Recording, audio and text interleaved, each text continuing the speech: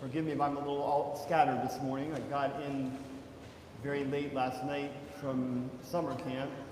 Nicholas and I drove down here and had to stop a couple times to take power naps, but we made it home. I can't think of a better gospel lesson to hear this morning than the one we heard, because it gives such practical advice to people. This gospel from Matthew 6 is part of the Sermon on the Mount. And if you're watching the show, The Chosen, the finale of season 2 is actually tonight at 8 o'clock. I learned that last night. I hope I'm still up that late. But I know that the finale of season 2 is going to be the Sermon on the Mount, and I don't know if they'll quote this gospel passage or not, but maybe they will and you'll recognize it. But the Sermon on the Mount was 3 chapters from Matthew, 5, 6, and 7. And the Lord gives some very, very practical advice here. If you want to know what the most beautiful part of the human body is, it's the eye. Because the eye does not lie. You can look someone in the eye and you can figure out exactly where they are. A person can have a beautiful body, nice clothes, and you look in them in the eye and you can see who's vacant and who's sad and who's struggling. Because we can cover up all kinds of things with clothes and laughter and other things, but the eye does not cover the truth. The truth is there. So the most beautiful part of the body is the eye. And when the eye is sound, everything else follows. And when the eye is not sound, nothing else follows. Then Jesus says to us very practically, no one can serve 2 masters. Because the word master is like a singular word. Like the same thing, the word king, or the word wife, or the word husband. You don't have more than one of these things. So when you say, who is the master of your life, that is a singular sentence. There is no, who are the masters of your life? There is the master, one, the top priority of your life. No one can serve 2 masters. No one can have 2 people as the top, or 2 things as the top. There can only be one top, and everything else goes. And he says it to us in practical terms. No one can serve 2 masters because he's going to love one and hate the other, or he's going to prioritize one over the other. So imagine if you have 2 jobs, and you have 2 bosses, and the bosses are very time intensive, and so you're going to constantly be cheating on one to be with the other, and cheat with this one to be with this one, and cheat this job and do this job, and having 2 masters, it doesn't work. At some point you have to prioritize and say, this is the priority job and this is the secondary job. Obviously there are people in the world who have 2 jobs. Most of us have multiple jobs. We have families, we have jobs, we have other things going on, but you can only prioritize, you can only have one top priority. And that top priority is supposed to be the Lord. He is the master. We cannot serve him and have anything competing there. So when a person is considering a certain kind of behavior and they say, who is my master? The Lord or this activity that I want to do? There is no 2. There is only one, which is going to go on top. Then the Lord starts to speak to us about anxiety. There's a lot of anxiety in the world today. There's been a lot of anxiety this last year. There was a lot of anxiety before this last year, and this last year just sort of ramped it all up. So he tells us, don't be anxious about your life, or what you're eating or drinking or what you're putting on. And he says, practically speaking, being anxious about something is not going to add anything to your life. It's going to take away from your life. But why should we be anxious?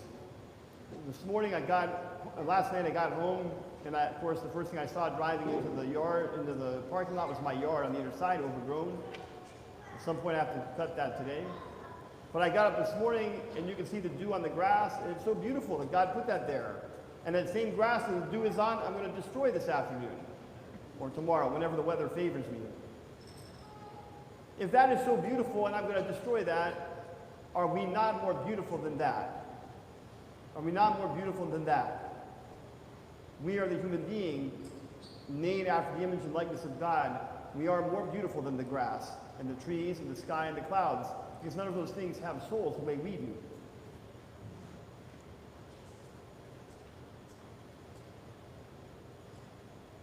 And then, at the end, Jesus tells us Seek first the kingdom and God's righteousness, and all the things you want are going to be yours as well.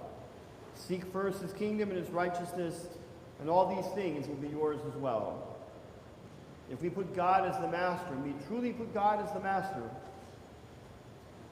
then all the things that we want are added to us in his way and in his time. And I'm always sad when I read this gospel lesson that it doesn't go on one more verse, because verse 634 is, do not be anxious about tomorrow. Tomorrow will be anxious for itself.